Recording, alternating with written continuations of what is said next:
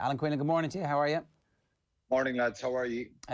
Myself and Owen are slightly divided. I'm relatively positive about the outcome and the direction that we're trending. I think that there's... You're only positive, Ger, because Wales continued on their impressive fashion of winning their fourth match the weekend. I've done my bit for the Welsh. There's nothing more. It's in their hands now against the French next weekend. We should maybe, though, we'll get to the positives, but let's start with the negatives. And James Lowe's defence keeps coming up as an issue week after week after week. We had Brian O'Driscoll on the show a while back, and he talked about his tackle technique. He's a grabber as opposed to somebody who's kind of actually at this stage of his career tackling. And Ron O'Gara talks constantly about the difference between the Southern Hemisphere that he comes up in and try to be an entertainer versus what he's doing here. Is it fixable, I suppose, is the question I'm asking. And if it is fixable, is it worth persevering with? Or if it's not fixable, do you just say, look, you're going to be a fringe player in this squad unless you fix that? I would hope it's fixable. I think it's not like it's incredible when it's a tackle technique and maybe it's just an urgency and maybe it's a mentality. And Ronan was saying that yesterday, that maybe it's just the way he plays, the free-flowing game and the dominance he's had with Leinster and probably the less amount of tackles he's had to make when he plays in the blue jersey. He's a very physical player, so he's not shy of contact, so it's not something that he's a bit soft underneath. I think it's a technique thing. I think he needs more urgency. He probably needs to be sharper and fitter at that level. He's a big, strong guy, and the dominant parts of his game and his strengths are going forward with the ball and his aggression and his kicking game can be very good with the left boot. But is it fixable? I don't know him well enough, and we haven't seen we've seen flaws exposed at this level. And I always say this to people, to step up to international level, there's more pace, there's more tempo to the game, less time on the ball. You get punished for mistakes, and he's been punished for mistakes. A couple of poor reads in the Welsh game. He grabs Brees Doolan for the penalty try, the second French try, where he needs to smother him there, just kill the ball. And yesterday just much too high on Hugh Jones, and he's got to smash him there. And but it was past the defence, and they're on the back foot, so maybe it's the system is not helping him either, and there's a bit of indecision there from him. But he just doesn't look himself. He looks for such a guy who's always played, and what we've seen of him here in Ireland, a smile on his face, full of energy. He's just lacking something at the moment. So I'm always wary of casting people aside, because I think he has a lot of qualities, and I feel for him. Any player misses a tackle out in the field, you hope you get a chance to atone for it, and your team win the match. He didn't probably get a chance to atone for it because he was taken off, but Ireland won the match, so there's a little bit of comfort there. But they made it very, very difficult, and you get punished for those mistakes. So do you persevere with him? I don't know. I think it's very difficult for him to be selected next week. Maybe it'll do more harm than good. You always expect a reaction from players, but it's a couple of matches now where he's made these mistakes. And as I said, look, it's a lonely place out there in a field, international rugby, when things go wrong for you. And there's a lot of scrutiny on his performance at the moment. I wouldn't write him off as an international player. I would never do that, because I think he has a lot of qualities. But he needs to, maybe when he goes back to Leinster with Stuart Lancaster and some individual work with Simon Easterby on that defensive stuff and chatting to senior players, he can put this behind him and bounce back, hopefully. When you mentioned the system there, Alan, people listening to commentary yesterday will have heard you maybe getting a little bit impatient with the lateral defence from Ireland when Scotland looked like they were going to really come back into the game.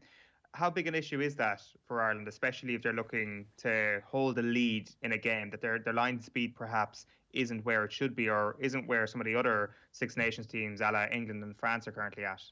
Well, Scotland had a scrum when Russell has gone off the field. There's still 14 points in it, and they have a scrum near their own 22, and they work it from right to left. And Robbie Henshaw ends up making a tackle on near the Ireland 10-metre line in their own half. scrambling across the field to put Van der Merwe into touch. And I just remember looking at that one thinking, why are we so passive? We're running, we're not coming forward. We're literally turning our bodies out to the touchline and saying, play away, run forward, get 8-10 yards. Scottish player passes the ball another 8-10 yards, and again, and putting it right out to the winger. You know, the numbers are there, so they're not making a clean line break, but they're making massive inroads. And I couldn't believe it, how passive it was. You've got to get your 10, get your 7 off the scrum as quick as you can, scrum half, get your 10, 12, 13 to be much more aggressive. They've got to push a little bit wider. Okay, you can't let Stuart Hogg run through you, and there's a chance that he'll try that if he sees a little bit of separation. But it was just turn your bodies out to the touchline and run kind of laterally and backwards and let Scotland pass the ball out to the touchline. They ran the ball 30, 40 yards there. Okay, they're not making a clean line break, but Ireland could have stopped that. And then it was evident again from the free kick when they played a couple of phases. First of all, Sam Johnson wriggles and jumps and skips and gets through 3 or 4 players and gets 10, 12 yards forward.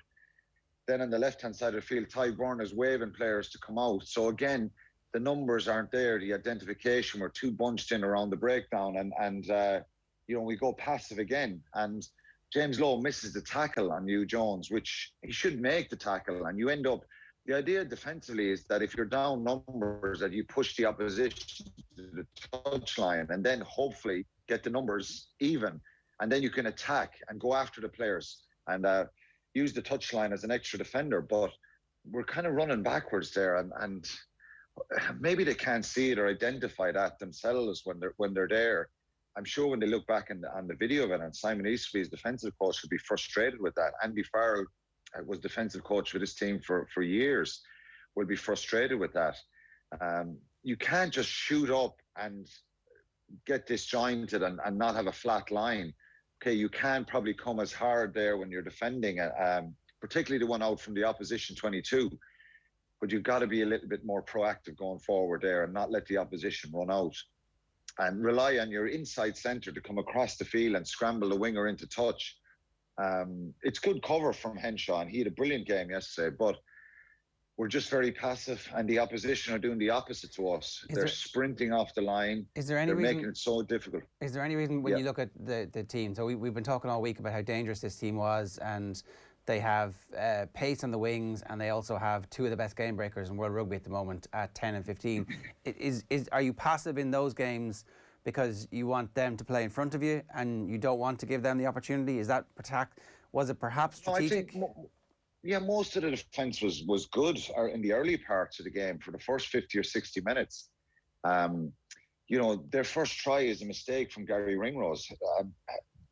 Stander gets a brilliant turnover, and we forced them into a lot of mistakes. We put massive pressure on their line-out, but we're not putting massive pressure defensively consistently enough. At times we are. And, you know, the effort, one-on-one tackles, they're big forwards. We smashed them backwards. We put in great tackles. We harried and harassed them at the breakdown. So there's a lot of good stuff there. But then that's the real key area that the top teams will smother out the opposition. Like at 24-10, of course Scotland are going to start throwing the ball around a bit. And sometimes it's hard. You have to weather the storm for a period of time. But Ireland were just too soft there, and they were too soft for the try. And, you know, like even the defence and the line, the Will Connors tackle on Van der Merwe, all that stuff, the desire, the character, it's all there. But it's just a collective aggression and will to get off the line together. And they've got to be way more vocal with that, pointing at the opposition and intimidating them. And we lacked that little bit at that period of time yesterday. You must remember, Ger, Scotland Johnny Gray was gone off, Scott Cummings was gone off, Jamie Ritchie was gone off. So 3 of the starting pack are gone off. Nick Henning came on. He had to go into the second row with Grant Gilchrist. And they had their sub-scrum half as a wing forward for that period of time. And they looked like the dominant team. Couple of decisions I questioned from Roman Pott. I thought Jordan Larmour was penalised for a turnover that was harsh. The free kick may be harsh off one scrum where there's a bit of crabbing going on across the field. But you've got to deal with those situations, and Ireland didn't deal with them. And it comes down to, Ryan Bair's enthusiasm to block down Ali Price, and then the reaction from him and Henderson to win the penalty. And then, Sexton, I thought, was brilliant yesterday, to be fair, in a game that was highly pressurised to get that kick. And look, we mentioned the negatives here. There's a lot of positives. And maybe we're being too hard on Ireland in a sense that, Scotland beat England. They should have beaten Wales. The sending off, killed them in that game. A lot of what I heard in the last couple of days is this is the best Scottish team in 20 years. We've had issues around confidence and still question marks over the team, but we still won the game. And I think we deserve to win it. We made it very hard for ourselves in the last 15 minutes. So is the glass half full or half empty? I think it's half full. The worrying part for me is then when you look at some of the stats, and I look back at the 4 games, we've dominated possession and territory in all 4 games. Okay, we had up on, in the Ireland-Wales game, defenders beaten 23. In the Ireland-France game, defenders beaten 23. In the Ireland-Italy game, defenders beaten 25. How many defenders did we beat yesterday, would you say, if you were to put a guess on it? 23? I haven't seen this now, so what was the figure? 6. Ooh. 6.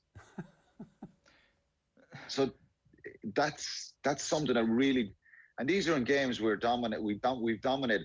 So it tells you that the defenders beaten up in the 20s, average at 20 per game in the first 3 games, is that we're putting variety, we're stepping guys, we're getting through the tackle, we're beating a defender with that first point of contact. We did that 6 times yesterday. So that was a kind of an alarming thing that jumped out at me. Now, in saying all that, I know what it's like in myself and people who've played at that level, and I'm not saying that you have to play at that level to understand this. Scotland were incredibly aggressive. They were an absolute nuisance to play against. They were putting massive pressure defensively on Ireland. So it's hard at times. Ireland were trying to build phases and tempo. And I thought they did that really well at the start of the game and at the start of the second half. The try for Tadhg try comes off a really good maul. They get a point of contact, build some phases, brilliant clean-outs, and Tadhg storms over the line with a latch, and they scored a try. So I don't have any issue with that. It's very, very intelligent, direct rugby, and it hurt the opposition. It put Ireland in a great place. They get another penalty. So they put themselves in a great position, 24-10, and maybe a bit of panic or lack of confidence. They keep talking about they're confident, they're in a really good place, small margins, and they've got to put a brave face in it. But maybe in the last 15 minutes of the game, that bit of lack of control and composure just deserted them. And look, the whole game was chaotic, Gerard. Yeah, the whole game was chaotic at times. It's a Six Nations away game against a side who do have some confidence in terms of Scotland. And the Scottish rugby public that we spoke to, the Scottish rugby journalists, the ex-players, they were all relatively confident that things were going in the right direction and they could see some strength and depth for the first time and a consistency of performance. That's why, for me, the glass is definitely half full this morning. A clutch win brings a team together. If we'd gone on and won that game and Scotland hadn't made their comeback, there'd still be a little bit of doubt. But the coming through something like that can be a very positive experience for any team, particularly when the coaching ticket is essentially a new coaching ticket. I know several of them were there under the previous regime, but the previous regime is gone, and we need to stop comparing everything to the Joe Schmidt era. There's one more point I want to bring up about myself and Owen we're debating about how much credit do Ireland get for the malfunction in the Scottish lineout. And I say you have to give the bulk of the credit to Ireland for inflicting that on Scotland, as opposed to saying, oh, Scotland just had a malfunction and therefore they had no chance of winning that game. You have to give them credit because I think they showed Scotland space and opportunity where they should call the ball and throw it, and then they moved very late. Henderson, Ryan, Tadhg, I think the three of them are playing really well. And that's another point. I'll go back to the lineup in a second. Half the team are playing unbelievably well. Look at the performance of Henderson, Henshaw, Tadhg Furlong, Keith Earls yesterday. Sexton played really well. James Ryan was brilliant. Will Connors. There's players you can rattle off there to saying that they look like they're full of their flow is going from. They're playing well with the ball, without the ball. They're full of energy. Their fitness looks very good. They're having impacts in the game. And then there's probably 5 or 6 players who are just playing below par. Someone like Gary Ringrose is probably our most creative player, our most talented player, and he just doesn't look himself at the moment. But going back to the lineout, it's massive pressure they're putting on. And, people may say I'm saying this because Paul O'Connell, I played with him and he's a friend of mine, but you can see his influence. They're the kind of things he did, and they're the kind of learnings that the team have taken forward. They could go out against England next Saturday, and sometimes it's on the day when you start putting doubt in the opposition hooker and the caller of the opposition and their line-out options. It can go wrong, and sometimes it's hard to fix that because you start trying to simplify it and say throw it to the front, and then James Ryan is right behind you slapping the ball out of your hand, or Henderson. So they got into the Scottish players' heads. They could go out against England next week and not steal one line out. And, that's the way games go sometimes. It can unravel for you, the line out. But, Scotland probably have themselves to blame. They were a bit lethargic and they started throwing to the front for safety. Then they tried to back themselves and go to the tail. And James Ryan, Henderson, Byrne were pushing right back there. So Ireland were very intelligent in what they did. They showed space, then closed the space after the ball left the hooker's hands. And that's a big plus. The breakdown is another big plus. Their efficiency at the breakdown, it's up into the high 90s. So, there's a couple of balls that they turned over for sure. They had 10 turnovers yesterday, but the urgency and the efficiency and the technique that they're bringing to the breakdown is very, very impressive. And there was a lot of good ball to play off yesterday. But Scotland fanned right across the field, and I said it in commentary. There's a few times Ireland kicked the ball, Sexton put up Gary Owens or high balls, and he was probably right to. Because if Ireland see out that game, even if they kick the leather off the ball for the last 15 minutes and pressurise the opposition and win by 8 or 10 points, we don't look at it then and we don't say, well, where was the attack in the last 10 minutes? You've got to see out the game. But, mentally, they've got to learn from it. And I think they will. That's a big win from yesterday. Scotland, like I said, everyone I heard speaking about Scotland, they were predicting a Scottish win, and this is the best Scottish side in 20 years. We deserve to win that game, albeit, we forced it with Ryan Baird and Henderson penalty right at the end. What about James Gibson Park? There's been criticism of the amount of time that he kicked the ball, particularly in the last 3 or 4 minutes. Obviously, Keith Earls wins one of them, which is a sensational moment, because essentially that is the end of Scotland's ability to get an attacking platform. If they turn the ball over, it's in midfield, Earls gets it, and then the next kick takes down to the edge of their 22 and they never really get out of there. So they obviously backed themselves to use the box kick. We were told that we wouldn't see that much box kick from Gibson Park because he's not as good at it as Murray is, but he did go to it plenty. So it's still part of our armoury. Are we using it well, or are we still a little bit too reliant on it? Too reliant on it at times. I think the accuracy of some of those kicks, it was a mixed bag for Jamison Gibson Park. Some of his box kicks weren't deep enough. They were going 8-10 yards. The ball was coming down in a crowd of players, of forwards and backs. A little bit more depth. He kicks some really good ones as well. At the end, I just wonder what were the Irish fans who were watching the game yesterday thinking? What were you feeling when he was kicking them away? I think the first one, okay, maybe there's three minutes to go, and then when we get into the 78th minute, he kicks it again, and it was I felt the same way. Stuff. I felt the same way the Welsh fans must have felt when it was 79-57 on the clock and they kicked the ball back to us and we went the whole length of the field and should have won the game. I did feel like, wow, what are we doing? There's a fear there that you'll give away a penalty and that you'll go off your feet and stuff, and it's hard. It's quite predictable. We see most teams trying to see out the game with the pick and jam. Well, I thought they'd have been better off just to try and move the ball through the hands, and it's risky. Look, I prefer maybe to see a deeper kick and just get your defensive line, because when we put Scotland back in that in outside their 22, they've got to run it across the field, and eventually 9 times out of 10, you'll come up with a turnover, or the opposition will knock the ball on, or they'll force it. I think you made the point before half-time, kick the ball out of touch, because their line-out is so bad that we've got a 50-50, if not better, chance of getting it back. Yeah, and that sounds simple, but at times, take 10 yards off the length of your kick, and just put it in the stand. I know this is a forward. It's simple. If you get a turnover, if you defend the opposition for a period of time, you turn it over, you get the ball back, give it back to your kicker. Just get 10, 15, 20 yards upfield. Okay, it's brilliant if you get 80 yards and it goes into touch and you're running up the field and you're kind of nudging the opposition going forward and you're screaming and shouting to your own players, you know, all sorts of stuff about they won't break us down, they're going nowhere, brilliant defence, Ireland, all that kind of stuff. They're energy kind of boosters, if you like. But if the ball goes up the field after you've given a period of time defending, getting up off the ground, you're physically kind of tired, you kick down to the opposition and they run back at you and they're attacking you again, you're kind of thinking, maybe I'm wrong for saying this, but I just felt this as a player.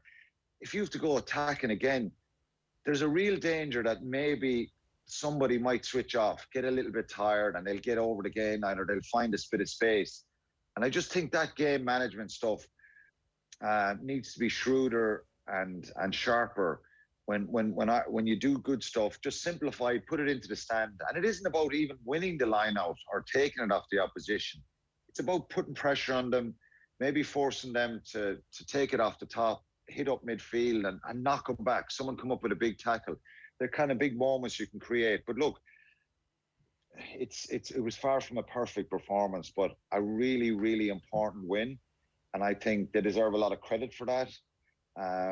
Maybe the pressure of just trying to get a win there against a good Scottish side. I even read somewhere in the paper this morning, Scotland were dreadful and really poor. We made them look poor at times, but before the game, this is the best Scottish side in 20 years. I heard that so many times.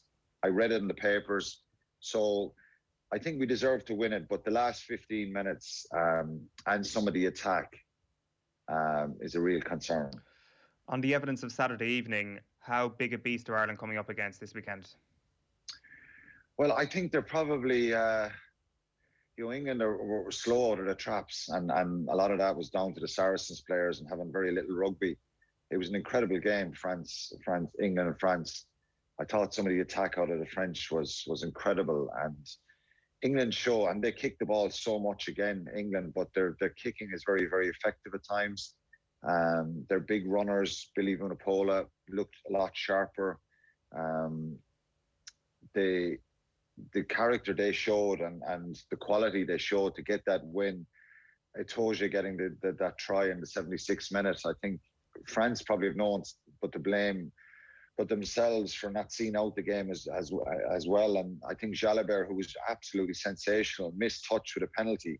Well, he didn't put it in the stand. Johnny May hits it back in field, and that was the start of that surge back from England. There was a lot of mistakes. The first half was incredible, but Englanders, they'll get so much confidence out of that game, and we go back to what we always say when we play England is the power game. We can manage against Wales and Scotland. That doesn't seem to be a concern or an issue, and that showed yesterday. Scotland didn't overpower us.